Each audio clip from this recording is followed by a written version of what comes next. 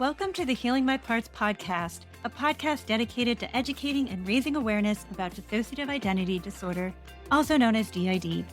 We are your hosts, the system behind Healing My Parts, which also includes parts that function as a therapist and leader in a mental health niche space. We'll be sharing tips and tools that have helped us and many others, while also sharing insights from our own journey of living with the condition. We'll also be hosting guests for conversations to help educate, dispel myths, and most especially help those living with dissociative identities and professionals who treat the condition. Thank you so much for tuning in. And now, let's get healing. Welcome to the show, everyone. I'm so excited to introduce you to today's guests. With us today, we have Dr. David Yeung and his editor, Lyle Weinstein. And for those of you who may not have discovered this resource yet, Dr. Yeung is the author of Engaging Multiples, which is a 4-volume series dedicated to DID. And we are going to dive into that content today and an in-depth conversation. But before we get started, I am going to toss this over to Dr. Yeung and to Lyle to introduce themselves and say welcome to both of you. And what would you like listeners to know about you? I belong to the last century. I still remember Pearl Harbor. I remember the day of the Pearl Harbor attack very clearly. I was born in Hong Kong, a British colony, and then I went to China during the war. And after the war, I stayed in China for a few years and then came back to Hong Kong, where I continued my middle school education. And then I graduated from the Hong Kong University, which was run strictly according to the colonial system in those days. So, and then I continued my training and I went to, I'm not boasting, but the best school in Great Britain on psychiatry. So I was repeatedly told that I went to the best institute there. I had very good training. The reason I keep on emphasizing this point is that by the time I became a qualified psychiatrist in Hong Kong and in Britain and in Canada, I knew nothing about DID. That is a very amazing thing. I was supposed to be well trained, board certified psychiatrist, and I had no experience of DID. So the rest is about my struggle with trying to understand patient with a really strong traumatic experience that ended up with DID, which I could not recognize. I just thought it was, they're suffering from depression. Find the right medication. And you cure the depression and everything is fine. I mean, I was, just like many psychiatrists today in the world, totally ignorant and foreign to this idea about DID, about dissociation and trauma. So that is my background. And I'm very eager to share with young psychiatrists, psychotherapists. You are going to meet a lot of patients suffering from depression, but don't fall into the trap and say, oh, it's just a simple depression. Take some medication, change your blood chemistry in the brain, and they'll be all right, and you've done a great job. And unfortunately, this is how many patients today experience in the world. My name is Lyle Weinstein. I am David's editor, publisher, and the narrator of the audiobook versions of Volume 1, 2, and 3 of Engaging Multiple Personalities. My work with David began probably in 2013. I have spent literally thousands of hours with him, going over the material, going over the history that he had with his patients. And I would point out two things. One, part of why he introduced both the quality of his training and the failure of his training is critical. That even though in the DSM-3 in the 50s, DID was listed as a diagnostic criteria for, at the time, multiple personality disorder, despite that, he received exactly 0 training on identifying or treating DID. And it is, I think, his experience, based on all the conversations we've had, that that bias against DID has been perpetuated all of these decades. So when he wanted to retire and review the work that he had done in order to preserve what he had learned in treating DID, this was an opportunity for him and for me to help him reach a community that had not been served properly for all of this time. So that's the background as to why the series developed. The first volume was basically his case histories with recommendations, and he intentionally included failures as well as successes, because that was how he learned from his patients what might work and what might not work. And it's quite honest in that point of view. The second volume is on therapeutic guidelines, so that people who feel uncomfortable, who are therapists, treating people with DID, that there was actually a guidebook so that they would have the confidence to do that. It is not that complicated from his point of view and from the approach that he's taken. And volume 3 was written basically because so many people with DID do not have a therapist that they have found that is working with DID. And it's called Living in Multiplicity is the subtitle of that, because people with DID do live in multiplicity. So the point of volume 3 was, if you don't have a therapist, there are some things that you can do that will be helpful and will enable you, when you do meet a therapist, to hopefully make substantial progress quickly. There is a volume 4, and that is the collected blog posts that David has posted since 2014 through, I think, 2022.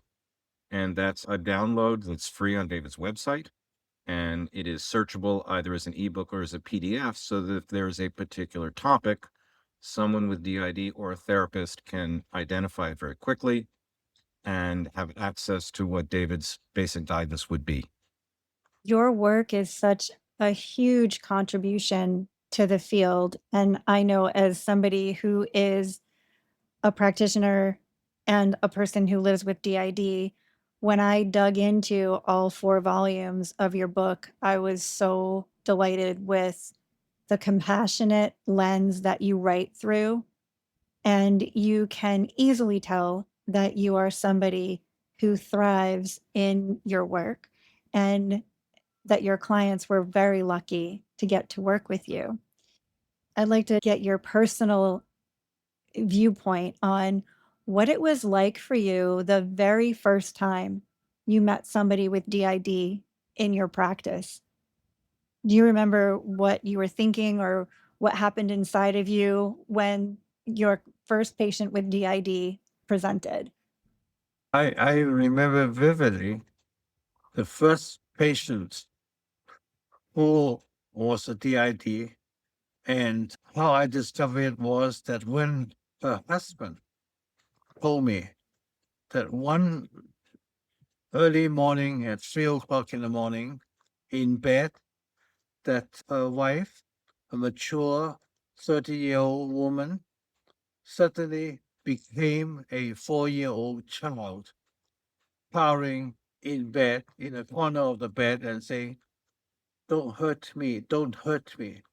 She could not recognize her husband. And he told me, "What do you think happened to my wife? Is that what they call multiple personal disorder?" So that was the first time it hit me that, yeah, this is what they talk about in storybooks about DID or MPD. So this is real.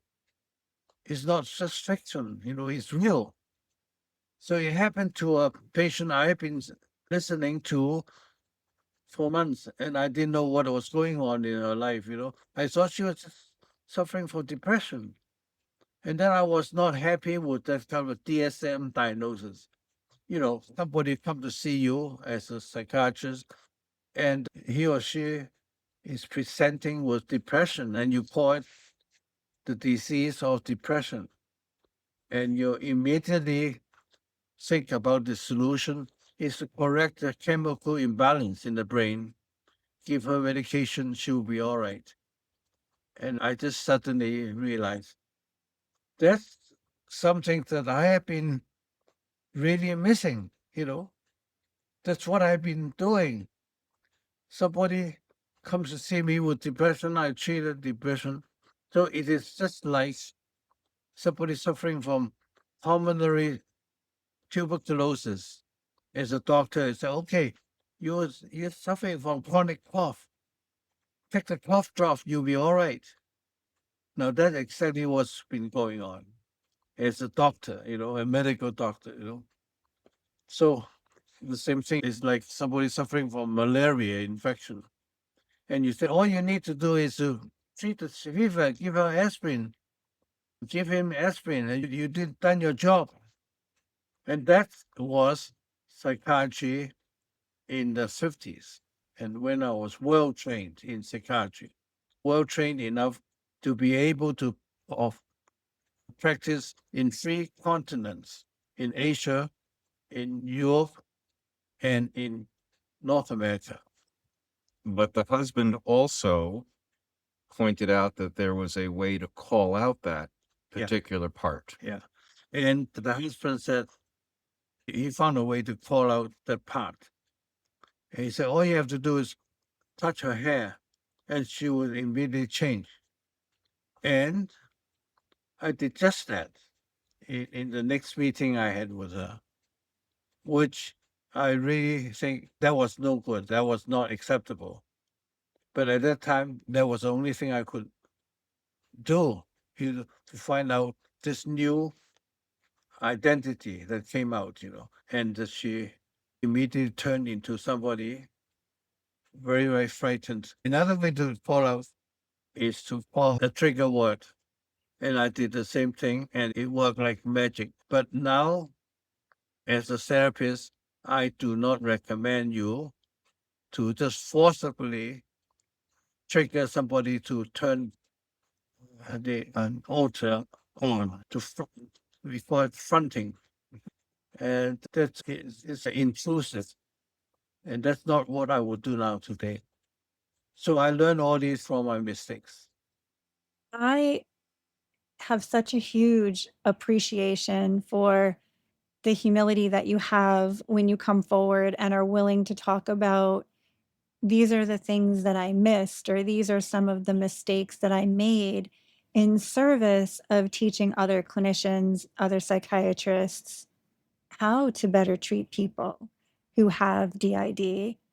And when you look at potentially people that have been misdiagnosed, and today we know many people continue to not be diagnosed, can take 6 to 10 years for the average person. I guess this is a two-part question. What's it like for you to sit with some of the historical misdiagnoses? And also, why do you think we're still so slow today to be able to diagnose somebody accurately with dissociative identity disorder? When I started my practice in Canada, I was foreign speaking. My primary language was Chinese. So I was not very fluent in English, and people saw me as somebody kind of second-rate psychiatrist who's not very busy. So they saw me as somebody who's waiting to get patients. And I was in that kind of second-rate psychiatrist level.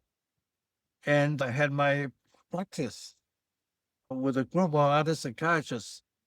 And then I get all the patients that they are too busy to see, and they all have a long waiting list. So I pick up the patients, and I had a lot of patients, and I listened to them. And it's because of that I give them time and listen to them that I eventually got the real picture. What's wrong? I did not jump into the conclusion and say, this is patient is suffering from depression according to DSM 5 was 4 or 5. So yeah, I ended up with some, some DID patients. And actually, a fellow psychiatrist spoke to me on the phone and he said, I know you like to take this kind of patient.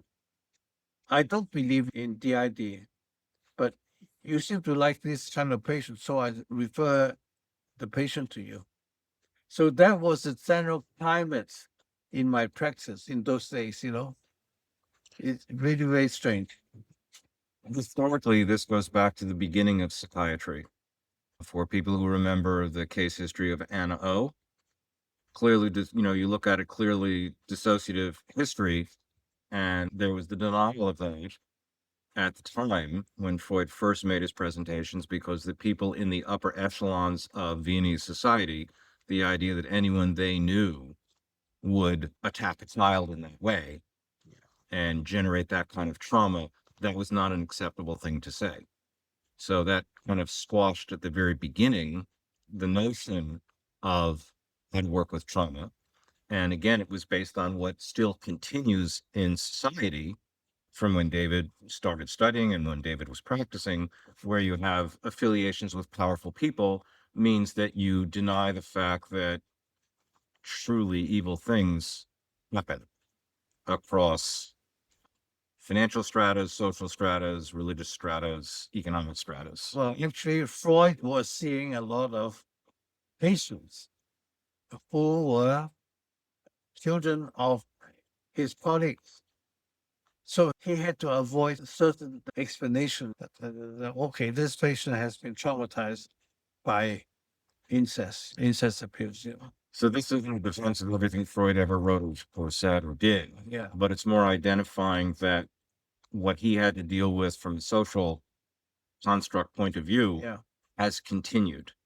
Whether you look at all of the people who turns out, have been horrible serial abusers, who were very famous people, very powerful people all over the world, that this is something which one continues to run into, the disbelief and the denial when someone actually has been traumatized and actually expresses that. So that goes to, David's point that if these people who are referring him their cases, if they're not willing to listen to their own patients, deeply listen with empathy and compassion, how do you expect to treat them? It's not going to happen. You're not going to help them. I actually have patients who were of famous professors and professionals. The exact same scenario was repeated in my generation, in my contact with my patients by the end of the 20th century. So this is history being repeated. It's just amazing. Yeah, I'm thinking what you're bringing up is kind of twofold. In a way, there is the disbelief that something this horrible can happen to children. And we also have this kind of double disbelief, which is that type of trauma can manifest in something that looks like DID. Because I think we do have people in the field who can get to the place of, okay, you have trauma, and we're going to call it complex PTSD, and we'll treat that. But you still have professionals who will say, I don't think DID is real. Yeah. There are many reasons why DID is unreal to them, because DID is a psychiatric diagnosis according to DSM, but it's very different from schizophrenia. For example, in schizophrenia, which is less common than DID, but in practice more recognized than DID. In schizophrenia, the psychiatrist can meet with a patient for 5 minutes and make the diagnosis. But I really challenge you. How many DID can be diagnosed within 5 minutes, or within an hour, or within a year? Not even in a year.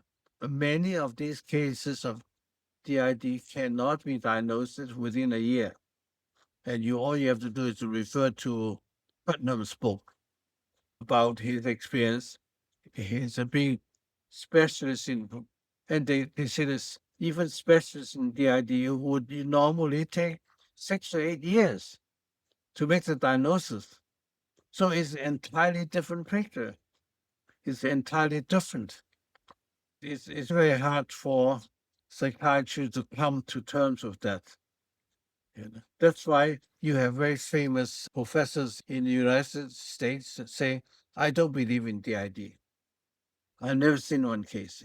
Of course, you've never seen one case like it's easier to diagnose as schizophrenia, among your teaching material. So that is a very major issue. It's very, very different. And I don't know how to overcome that. So the language that David has used is it's not that these other therapists or the psychiatrists have not seen a DID patient. They have not recognized a DID patient.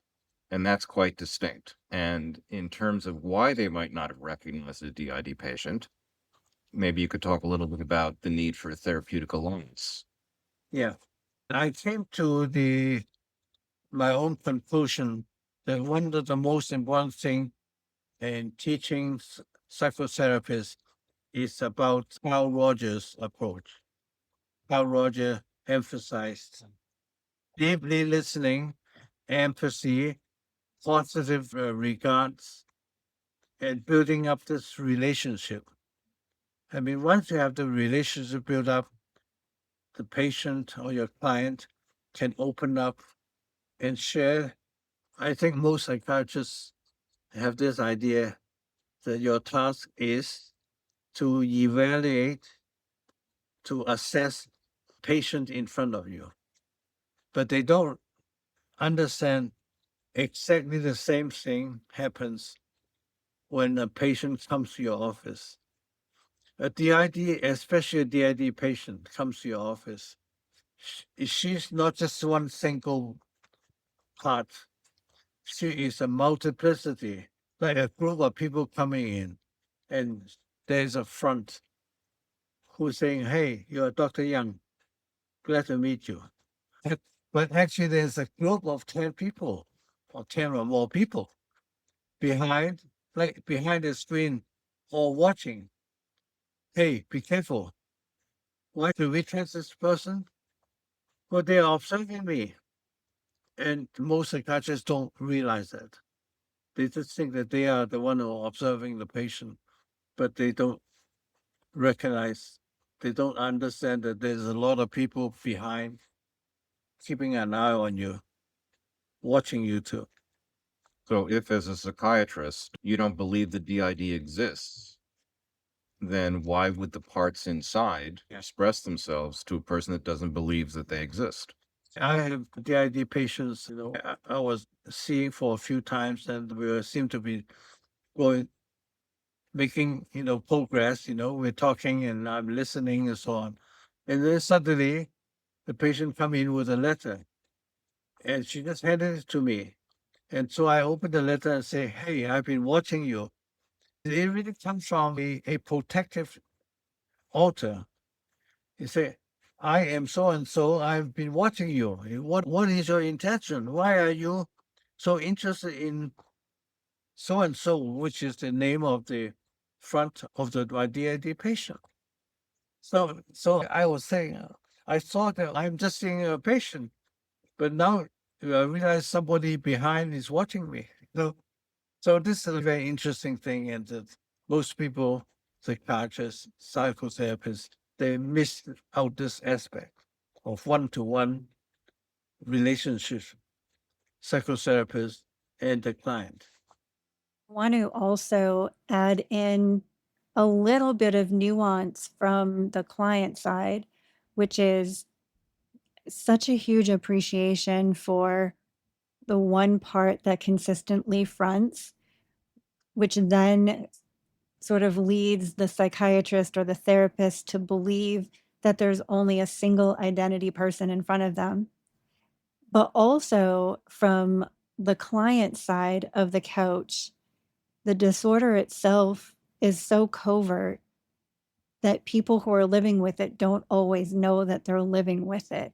So sometimes it's not a matter of someone withholding information, they generally can go through a good period of their life if their system is really good at masking without noticing their symptoms, until they trust somebody, until the system sees that this person in front of them is trustworthy enough to share, as you mentioned, some of their deepest experiences and deepest pain. Because I can tell you, as somebody who lives with it, if I look back in time, I had sort of amnesia for amnesia. When I was missing time, I didn't necessarily know that I was missing it. I could see myself as forgetful, like, where did that come from? Or I don't know why my handwriting is different all the time. But it's easy to miss from both sides. The voices in my head, I just thought were thoughts. And so I have this unique appreciation. I mean, it's not that unique. I have an appreciation for how long it takes to be diagnosed. And I wonder what advice you have for therapists and psychiatrists today, knowing that they may see the same part fronting for a year and a half, but to be able to keep in the back of their mind the possibility that this person could still have DID.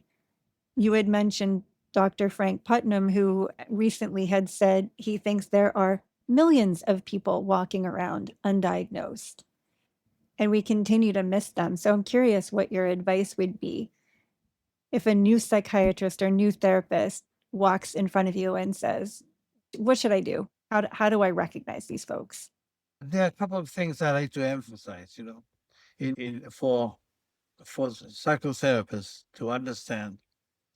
DID can present with various degree of amnestic barriers between the parts.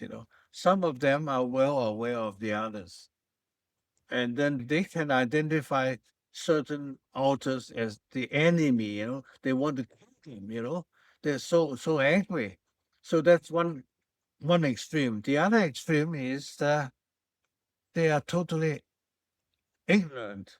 They don't know that there are different parts. So they are bewildered. Why they have time loss? Why do I not remember anything about yesterday? So they come on all different varieties among the clients we see. So that is one aspect. And the other one aspect is what I have already talked about. It's about this treatment-resistant depression. I have so many patients refer to me with a diagnosis of treatment-resistant depression, which means that they have been treated by psychiatrists for ages with different kind of combination of psychotherapeutic agents or drugs. So they have different kinds of pills, but they don't respond. But the thing that they miss out is that the diagnosis of depression is the wrong diagnosis. You have to find out why the person is depressed. So the person is depressed because of very trying to cope with the long-term early childhood abuse experience, trauma. And they just have they struggle for the whole life doing with that. And all the psychiatrist was doing was just trying to find the right medication. I remember a patient who's a retired nurse, and she came to see me with her husband. And she was seen by 5 specialist psychiatrists. They all diagnosed her as treatment-resistant depression, meaning that she did not respond to the medication they gave her. So she came to see me. The first day, she showed me a diary. She was so eager to let me know that she had many parts inside. I read the diary, as you know. I can make a diagnosis immediately. This is a DID because they were all pages, left out and crossed out and different handwritings and different entries. So I explained to her and her husband, this is the problem. It's we have to do psychotherapy. And she needed psychotherapy. But her husband immediately respond was, I have had enough of this crap. I want a quick fix. I want you to give me the right medication. I don't have time for this talking therapy, you know. So immediately he refused to take his wife to see me. And they live in a border town between Alberta and British Columbia. And it was just a village. And all she had contact with was the mental health clinic. And the mental health clinic's function was to give medication. So I tried to make arrangement, maybe the social worker in that village mental health center would continue some psychotherapy. I can help her. I can make telephone contact with her, you know, every month. I was willing to do that. But social worker said, no, I have no experience. I don't want to do it. And I said, what about the psychiatrist close by? And the psychiatrist close by doesn't believe in DID. So actually, it's very sad. I had to give up the patient because I couldn't think of any other ways. I phoned the psychiatrist, actually, and he just told me he didn't believe in it. So what can I do? What could I do? So coming back to the original question about what kind of advice would you give to a therapist, that was the genesis of volume 1, where David went through chapter by chapter different cases that presented completely differently. They were all DID, complete different presentations, all having the same etiology of early childhood abuse, but manifesting so differently. So from the point of view of the advice to therapists, that's why David included at the end of each chapter key points to learn from this chapter. So that then developed into writing volume 2 for the therapeutic guidelines. So basically, I think with his work, the idea is you need to understand that if the treatment by medication is not working, there's a problem with the original diagnosis, potentially, potentially. And if you don't know anything about their life circumstances, your treatment is not going to be very helpful. So in the example that he was giving, if your spouse isn't really interested in your healing, that's a key indicator of the difficulty that you're going to have to benefit that patient. So David has on occasion talked with spouses in order to try to encourage support. And the support is actually critical because if you don't have the support, then once again, somebody with DID is in the same position of being undermined and re-traumatized again and again. So I don't want to speak for David, but I do want to point out that he has written about these things very specifically with the idea of guiding new therapists. And I think the reason why volume 1 is so powerful is that the presentations are so different. And his words are, you have to be stable and present and listen. And then you'll see what arises. You've written in places about this kind of divide of the biological reductionists, humanistic clinicians, and you've talked a little bit about how we're reducing human suffering to neurotransmitters and diagnoses, and it's really a way of avoiding emotions, emotional intimacy with clients. And I think that's pretty honest for a lot of practitioners out there. What do you think is ultimately underneath all of that? There are two aspects I like to talk about. One is the economic aspects of people have this fixed idea. Talking therapy is not effective, and talking therapy is a waste of time. So in today's society, it's really everything is measured by what you do in terms of money, So, so I remember plumbing, I think a plumber is very important in our body life, modern life, I asked him to come and change my carburetor, and he spent 45 minutes doing it, and he did a very good job.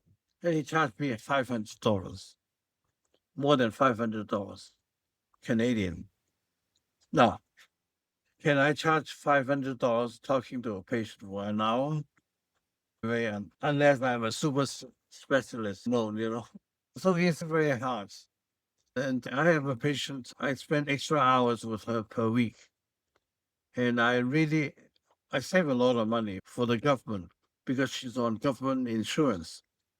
Because the year before she came to see me, she had spent 5 months in a general hospital just to prevent her from killing herself. Nothing else. It just locked her up so that she could not kill herself. And then when I saw her the following year, the insurance company wrote me a letter saying, "Hey, you are charging too much money. We're spending too much money on this patient." And my reply was, "Please check the medical records. The money you spent on this patient 12 months before she came to see me, and the money you spent on this patient the 12 months after she first came to see me. Now, the 12 months before, she has spent 5 solid months in a general hospital. You just found how much money it was for a patient to stay in the hospital. And the next 12 months she came to see me, she just saw me maybe once or twice every week. And I stopped her from visiting the emergency, calling the ambulance, and her suicidal attempts and all the medical and surgical intervention, and the time that she had to spend all the time in the general hospital. That would have cost the government a lot more money. So, so that was the result. That actually is chapter 5 in volume 1. And the name that was given in that chapter is Ruth. The prognosis when Ruth left the hospital was that she was alive. It was not a prognosis that she's gotten better, this is what she needs, blah, blah. It was just that she's alive. Effectively, we kept her alive. So again, in the file, as we talked about before, it was filled with dissociative symptoms, but no dissociative diagnosis. So you have the economics of how much does it cost to see this person once or twice a week, as opposed to having them locked up for 5 months. And again, this person had major ongoing trauma that may have started in early childhood, did start in early childhood, but her existing situation was terrible. So not addressing any of those issues is not genuine psychotherapy from David's point of view. But I realized it's a very difficult issue, because it's very hard, very difficult to monitor the standard of psychotherapy. Because psychotherapy is such a private situation that you cannot ask somebody to monitor it, to make sure that it's not wasting money, not wasting time. I have no answer for that. So one of the things David has written about was that trauma in general was not regarded as all that important in psychotherapy until all the PTSD feedback from people coming back from Vietnam happened. Yeah. And at that point, you had a community, the entire country of the United States, the VA being overwhelmed by clearly this syndrome of PTSD.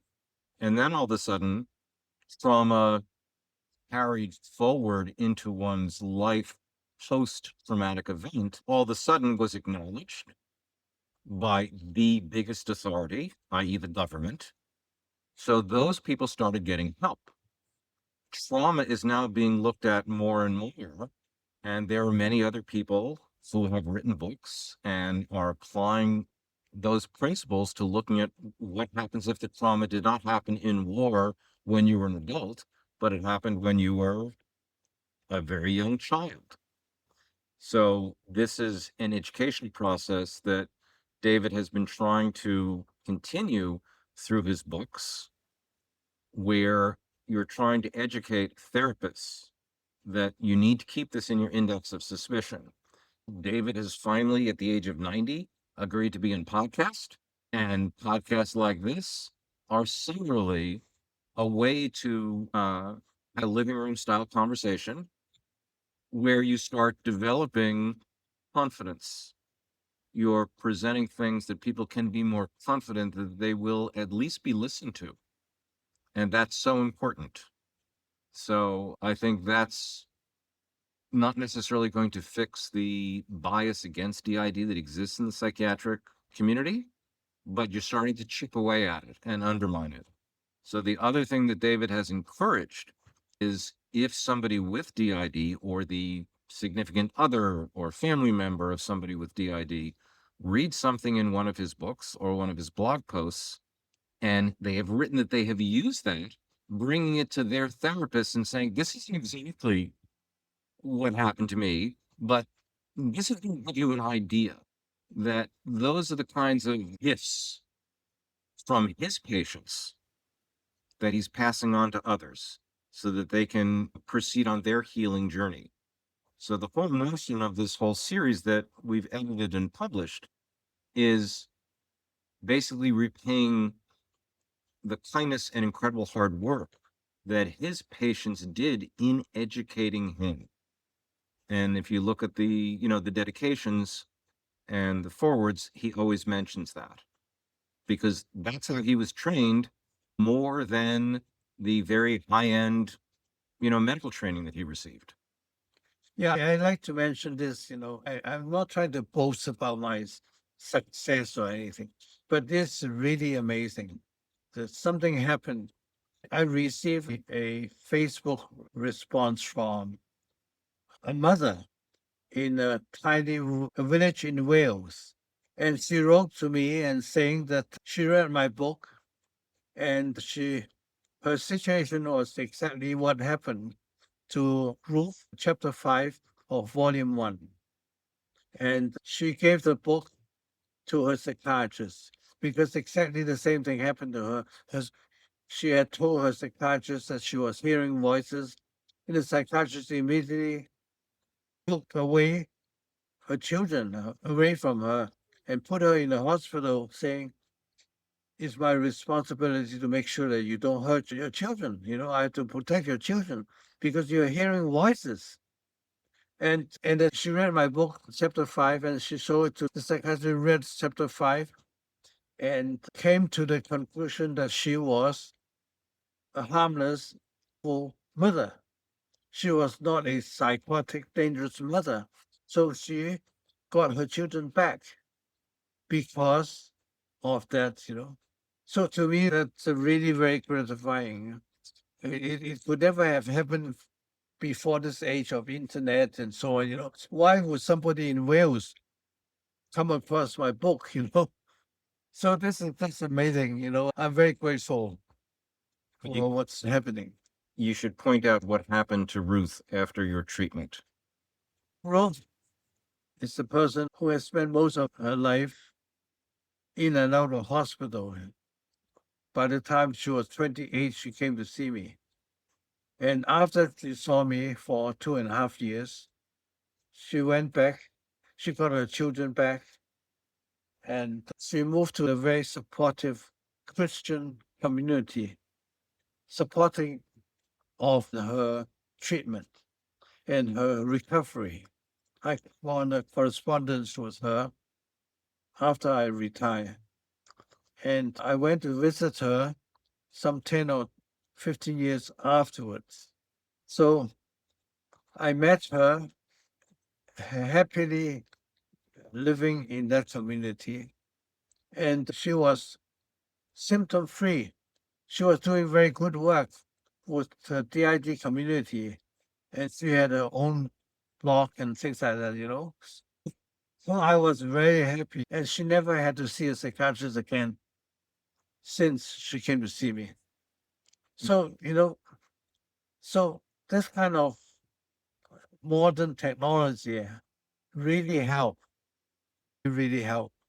But this also points out that even though people have the desire and indeed the expectation that there's a magic pill that will cure something, the actual work that David did with Reese basically was quite quick, once or twice a week for 2 years or so, compared to her being in and out of hospitals, I think something like 28 times before she ever came to see David. That's actually quite quick, and never having to go to the hospital for any mental health complaint ever again. So, you have to have some view of what a rapid recovery means. It isn't the question of suppressing the symptom. It's a question of actually doing the work of healing. Yeah, I still remember that she never had to see another psychiatrist or mental health worker again for the rest of her life, as far as I know. And she sent me a card saying a thank you note with about 60 signatures.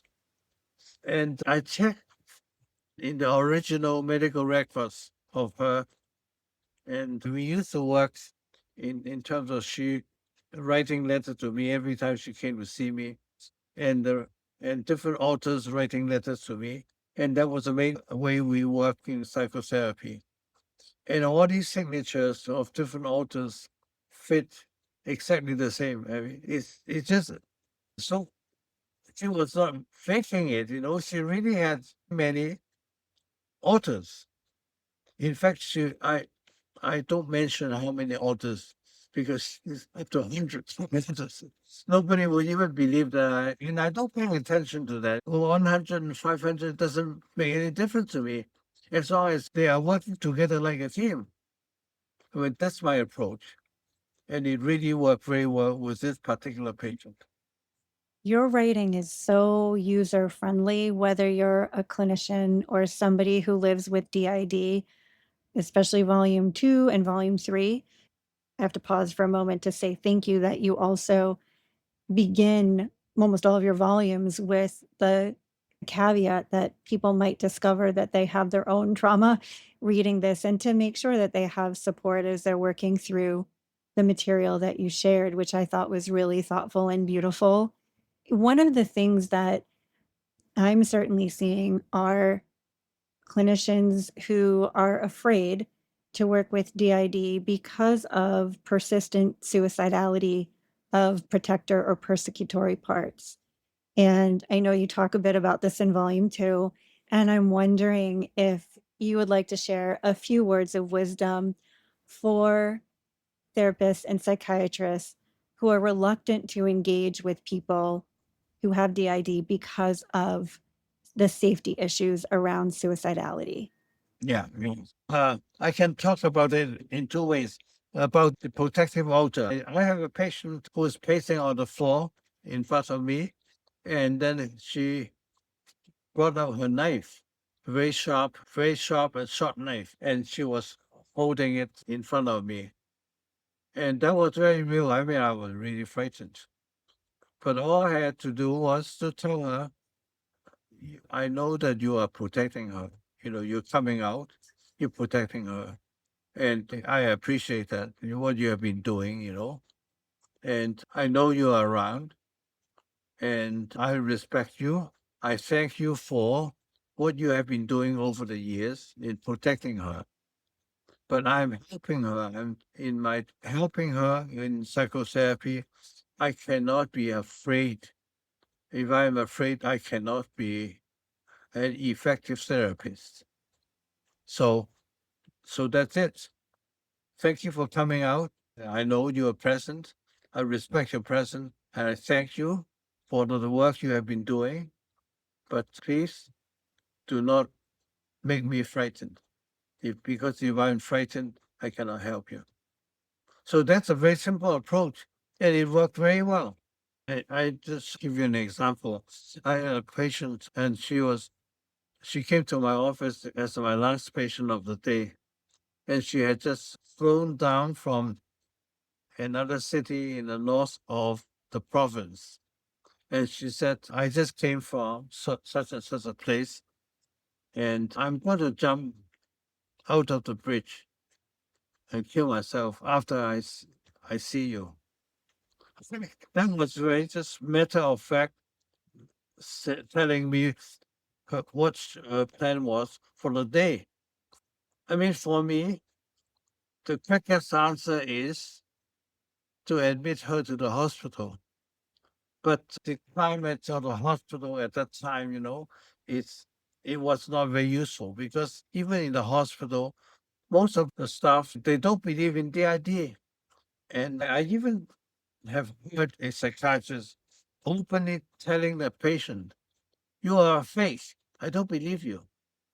So admitting her to a hospital environment like that is not going to be very helpful.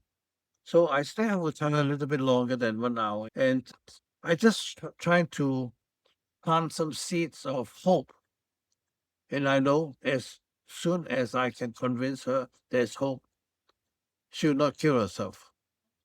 And I was able to end with some hope in her. And she left her office and she did not kill herself.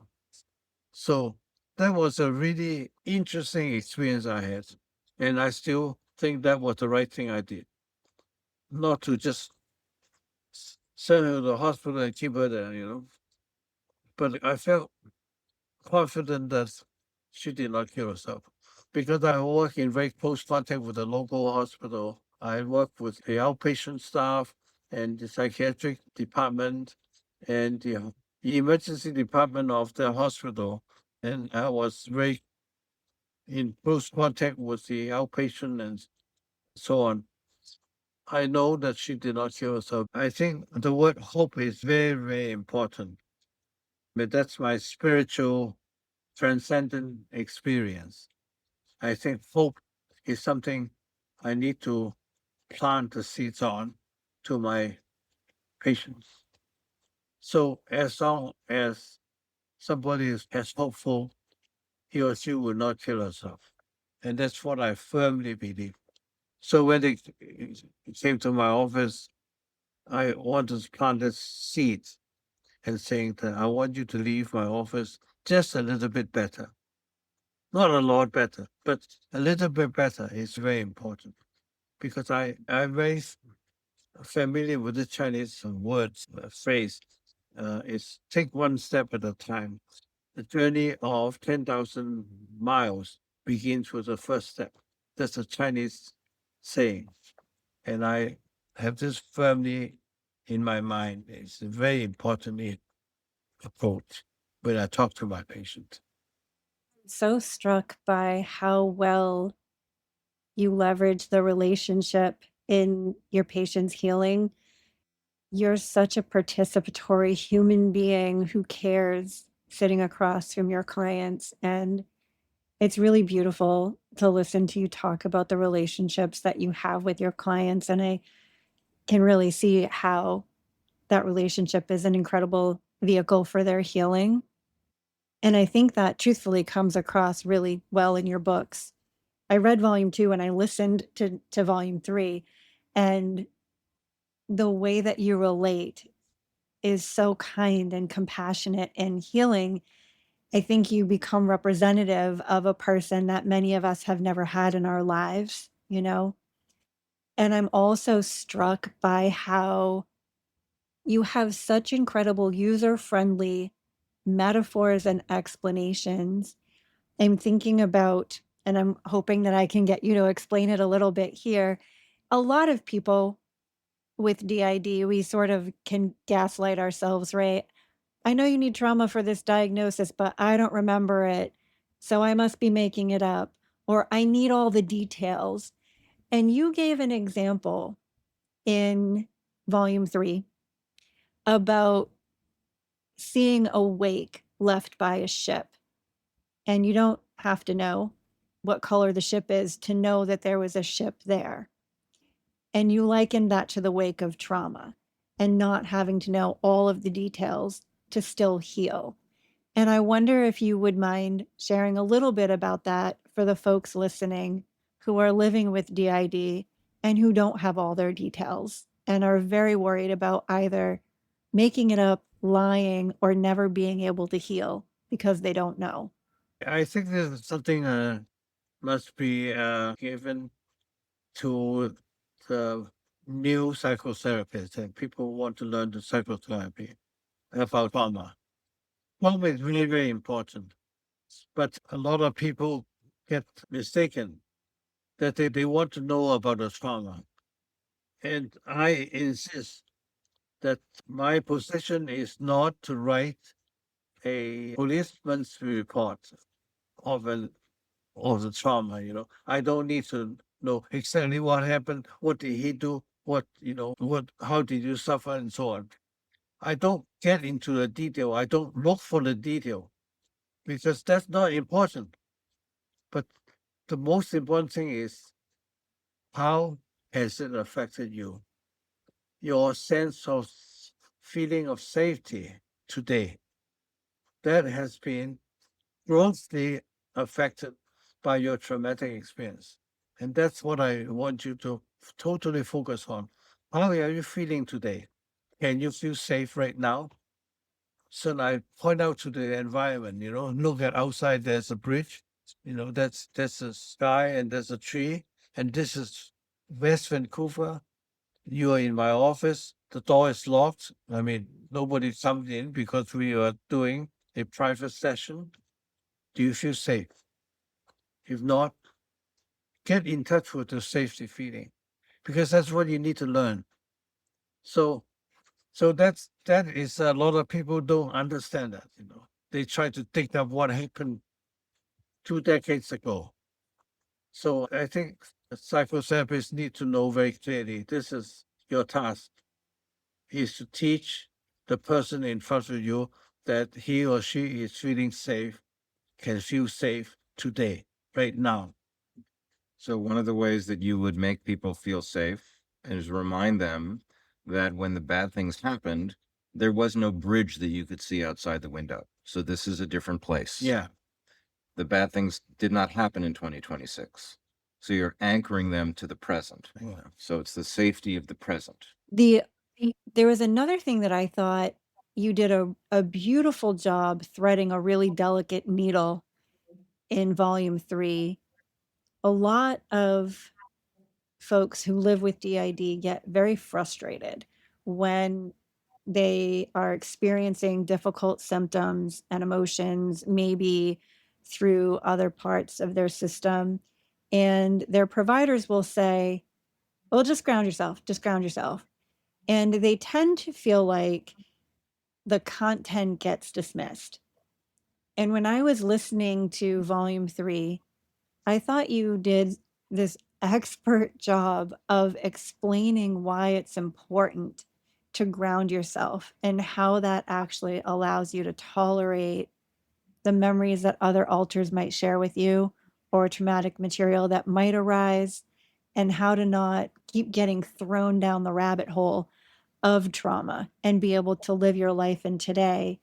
And I wondered if you would be willing to just take us through that a little bit here to give the listeners a flavor of how you describe that. I think it's really valuable for both people who are providers and for people who live with the condition. So before he answers, are you referring to the section where he's talking about elevating your heart rate? Or No, are you talking?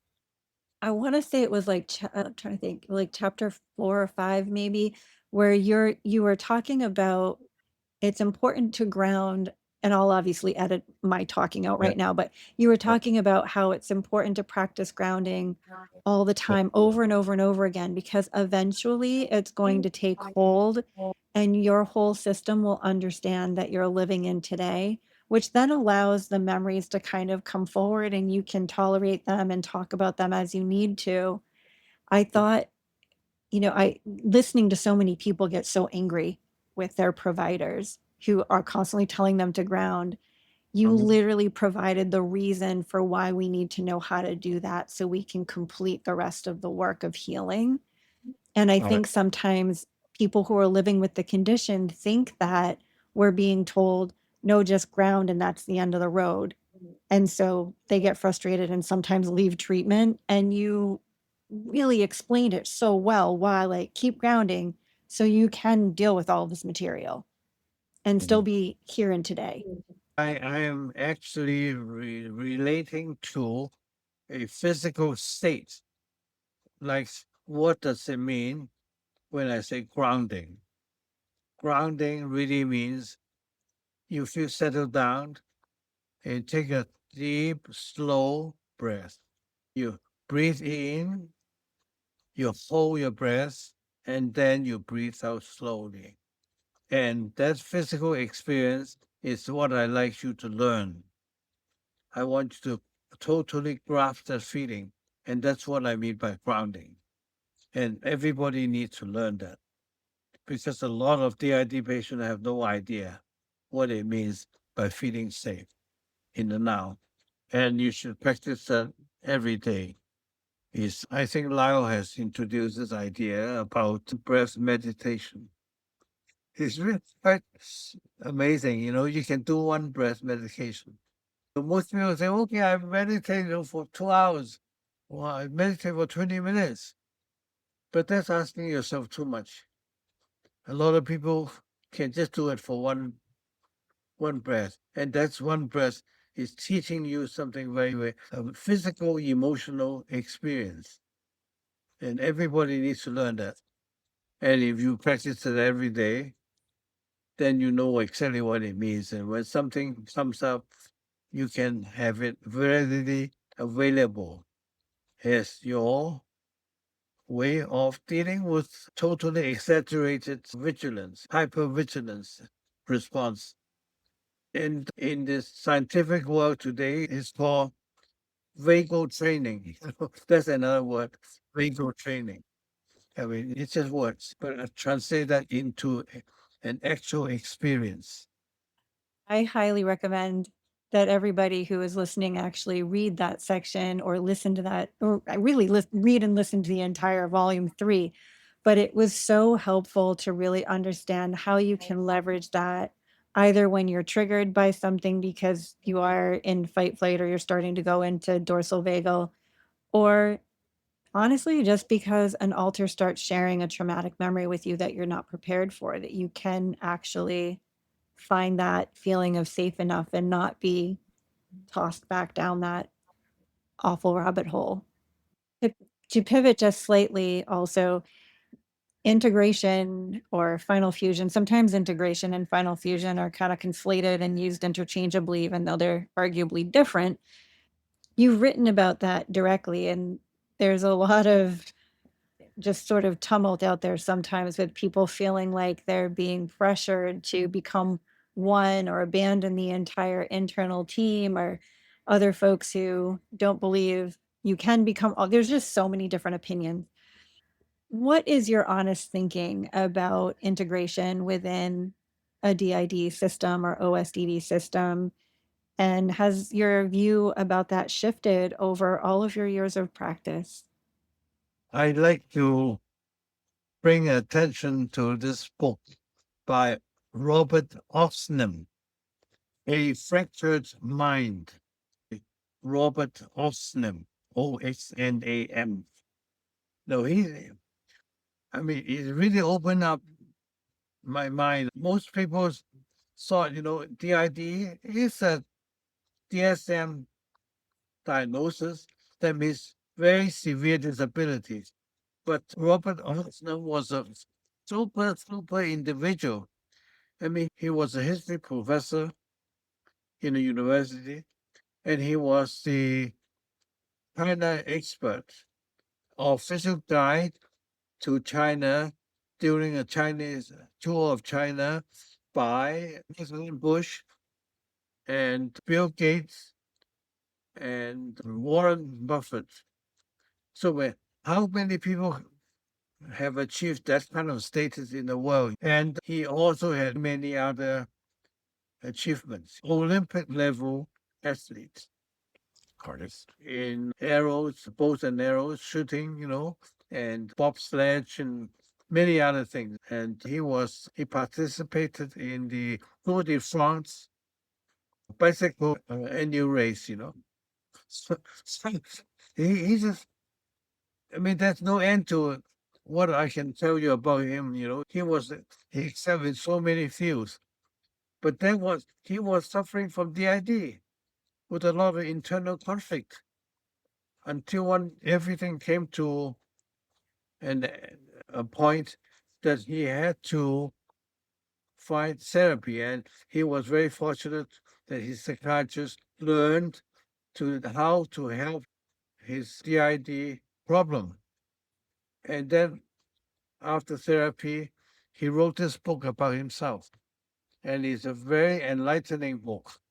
And everybody should interested in DID should read this book because it corrects our misconception that we all think that DID is a terrible thing. That yeah, it is also, but it also DID can mean a life of superior achievement in many major fields. And after the diagnosis and the treatment, he helped a lot of people by actively participating in the healing session, the Healing Together conference. So it sounds like you would say it's okay to live with functional multiplicity if your internal team is able to work together.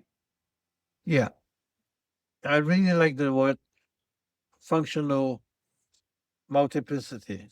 Well, I like to say that under stress, a fully recovered through fusion in integration will break up.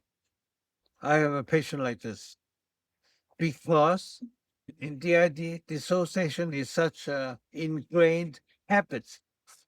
Under stress, you will break down because it's like fish, You cannot say that the fish has to learn to swim. Swimming is a natural ability of the fish. The idea has a protective function. Being able to dissociate is a protective function. And so under severe stress, everybody will break down to become a DID. If you don't, it's your loss. DID is the natural option, the most effective option for a child to deal with the overwhelming stress. It's a really clever way of dealing with very severe stress because it is a protection. And this is something that we need to know. It makes sense that people would revert to something that they learn to do so naturally to survive. There are a lot of DID systems that listen to the podcast who are sometimes newly diagnosed or are figuring it out for themselves and they don't have a therapist yet. They're looking for a therapist and they're feeling really overwhelmed. What would you say to them to give them some hope? They could certainly use volume 3 as an example of what they might do now. And they can use the other volumes when they find a therapist to say, this is the kind of thing that I'm dealing with. Can you help? The world is changing very fast, very rapidly. In this new technological age, people have access to podcasts like this one. And we know that there's a growing community of DID helping each other, and we have access to that. It's just amazing. So all you have to do is have a cell phone and click onto the internet, and you can make a connection with people helping each other. And there are millions and millions of people in the world in the same boat. So you are not alone. And it's just amazing. I cannot begin to appreciate, this growing trend of optimism and hope. I would love to add for folks who are looking for hope to pick up all 4 volumes. But if you're somebody who lives with DID, for sure, volume 3, if you're a provider, volumes 1, 2, and 3 are all incredibly invaluable. And Dr. Yeung, you've had 40 years of sitting with people in their deepest wounds and their stories of survival, and also in a field that was not always particularly respectful of folks who worked with people who have dissociation. How has this work changed you personally, and what has it given you? It's a kind of spiritual awakening for me that I am increasingly aware of this almost religious experience, a transcendental experience of we are living in a one tiny planet, and we are here to help each other. And to me, that's all about this religion. And I like to add, some people have a very negative view about religion. I mean, I remember somebody got really angry and talk about God, but I think we are missing the point. Religion is not about God. It's about our connection with something very powerful and very hopeful and very positive, and is a kind of survival of the species, related to survival of the Homo sapien species. Without religion, I think we can just deteriorate into just mutual hating each other. And because the world right now is full of these malignant narcissistic personality leading the world, and they all focus on making more money and having more power, and they've all focused on fighting against each other. We have to activate the opposite, which is the other aspect, which is mutual love. So somebody actually said that God is not a noun, God is an act, God is a verb, God is loving. And that's really a very simple definition of God.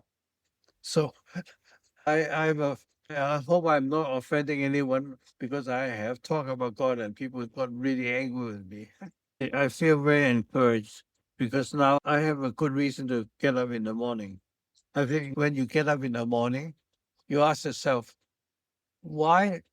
Give me a good reason why you want to get up in the morning. Because now I feel I have a purpose. It's getting up in the morning is not to find the best food, in the restaurant, or try to make more money, or trying to be one up on the other person you meet. So to me, I have found a new purpose in life. And it goes back to that book I have been very, very inspired by, It's Viktor Frankl's book, Man's Search for Meaning. And that really helped me a great deal. I read it repeatedly. That he found a reason to get up in a concentration camp in Auschwitz, because his reason was to live long enough that after the war, he could write and tell the world about his experience in Auschwitz. And that was his single most important reason to be alive today. And that kept him alive. And I actually listened to one of his lectures. I listened to one of his lectures in Vancouver in the 1980s or 90s. What would you like to leave people with, for all those listening, which will be providers and supporters and folks who live with DID and OSDD? Well, I've been struggling with my own spiritual development, and I ended up, the most important central idea is hope, because that is something that will give us the impetus to continue and to live a meaningful life, is to sustain that idea about hope. And I like to say there's always hope to all my fellow citizens on this global spaceship. Basically, I think my simple message is that you learn to be kind to yourself and to others. It's something very basic and simple. And that's my thought, my preoccupation every morning when I get up in the morning. I look at us outside the window, I take a deep breath, and I feel a sense of gratitude, and I sustain this idea that all is hopeful. Thank you. Lyle, would you like to add some parting words of wisdom as well? You've had the opportunity to work on these 4 volumes and to spend a lot of time with Dr. Yeung. It's been quite an honor and pleasure working with David all these years. And I think his expression of meaning, like what is a meaningful life, is very direct in the same way that he encouraged his patients and his readers to experience safety, that it is something to experience, to be able to help him organize how he was able to engender that in patients and in people that he came across, and his acknowledgement of his shortcomings when that failed and how he learned from them. That's very positive as an example of how to live a decent human life. And I think in the experience of working with him and having met various people with DID, for example, Robert Oxnam, you can see how someone can take their incredibly difficult background, process it, and use that to benefit others, use it to benefit themselves and to benefit others. And that's incredibly positive. David talked a bit about religion. He comes from a slightly different background than I do. But in that same vein, when the Dalai Lama is asked about his religion, the Dalai Lama says, "My religion is kindness." And I think for people with DID that I have met, a lot of times there's a shortcoming of kindness towards themselves. And I think based on the work that David's done, it's clear that shortcoming of kindness was inculcated into them very, very early on as part of their trauma. So undoing that so that they can actually be kind to themselves is a stupendous achievement. And I think that, as David said, more and more support is out there for people with DID.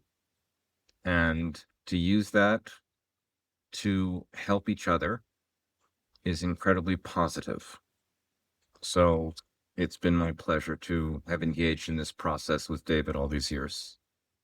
And Monica, I'd really like to express my gratitude to you for giving me a platform to speak to my DID community out there in the whole world. Thank you very much. I really appreciate this opportunity. Thank you both so much. It's been such an incredible honor to have this conversation with you. Thank you so much for your work and your dedication, all of it. To everyone listening, thank you so much for joining us today. We really hope that you enjoyed this conversation as much as we did. Honestly, we've really enjoyed both reading and listening to all of Dr. Yeung's work, and I will be sure to link all of the books and both print and audio along with his website in the show notes so it's easy for you to find. His work has been some of the most compassionate, empowering, and accessible work that I've read. And I think whether you're a provider or a system or supporter yourself, I really believe you'll find them tremendously helpful in your journeys. And there's just so much value there.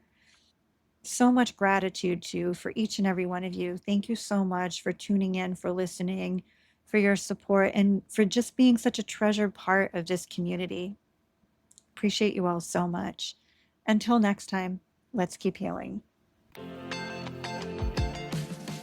Thank you for tuning in. You can find our blog on Substack at healingmyparts.substack.com and on Instagram at healingmyparts.